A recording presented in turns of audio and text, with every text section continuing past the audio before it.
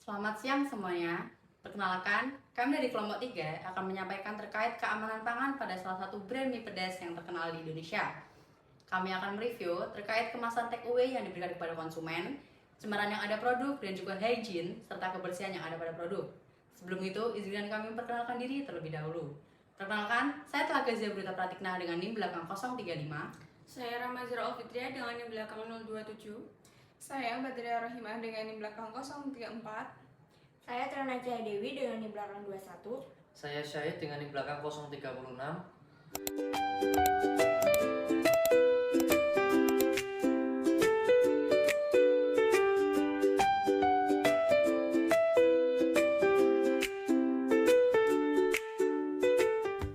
Pertama, kita akan cek terkait kemasan produk. Dapat dilihat pada kemasan take away produk ini, bungkus yang digunakan yakni styrofoam dinilai kurang secure yang ditandai dengan adanya noda minyak di kantong plastik. Selain itu, penggunaan kantong plastik dinilai berbahaya untuk jangka panjang karena kantong plastik mengandung berbagai bahan kimia berbahaya, termasuk polyethylene terephthalate dan bisphenol A, yang dapat menyebabkan berbagai masalah kesehatan seperti gangguan pernapasan, iritasi kulit, dan kanker. Kemudian, kita akan melihat cemaran apa saja yang ada pada produk ini. Salah satu risiko dari makanan take away adalah adanya cemaran. Yang pertama, produk ini dibungkus menggunakan styrofoam pada kondisi yang masih panas. Padahal penggunaan styrofoam sebagai kemasan makanan bertentangan dengan Peraturan Menteri Kesehatan Nomor 472 Tahun 1996 tentang pengamanan bahan berbahaya bagi kesehatan. Styrofoam mengandung bahan kimia yang berpotensi berbahaya, termasuk benzen yang dapat mencemari makanan, terutama jika terkena suhu panas. Bahan ini bersifat racun karsinogenik dan dapat berdampak negatif bagi kesehatan jika terpapar dalam jangka waktu yang panjang.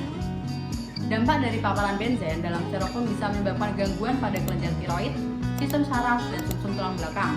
Efeknya meliputi kelelahan, peningkatan detak jantung, sulit tidur, serta resiko anemia akibat penurunan produksi sel darah merah.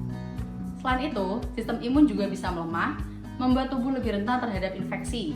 Oleh karena itu, disarankan untuk tidak menggunakan styrofoam sebagai wadah makanan panas demi menjaga kesehatan dalam waktu yang panjang. Kedua, produk ini dalam pembungkusannya dengan styrofoam dilapisi menggunakan kertas minyak. Kandungan kertas minyak yang terdapat di dalam styrofoam makanan dinilai penggunaannya kurang efektif karena terdapat kandungan seperti bisphenol A dan betalit. Senyawa tersebut akan berbahaya jika makanan dibungkus bersuhu panas, bersifat asam atau berlemak. Nah, efek yang dirasakan tubuh saat terkena senyawa tersebut memang tidak langsung. Butuh waktu 5-20 tahun untuk merasakan efek dari kertas minyak. Efek kronisnya bisa menghambat kesuburan, seperti karsogenik atau kanker, dan mutagenik yaitu perubahan-perubahan pada gen manusia.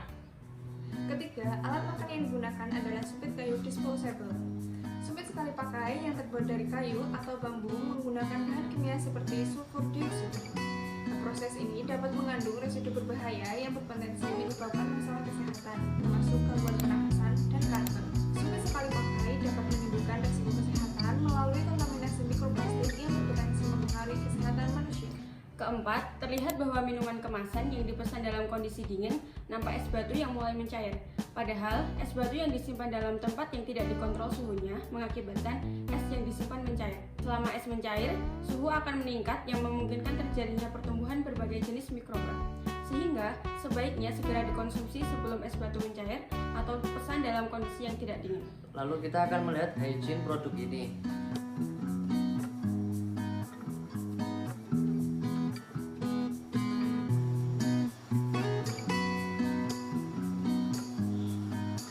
Setelah kita amati, tidak ditemukan hal yang mengganggu seperti rambut dan juga hewan pada makanan dan minuman.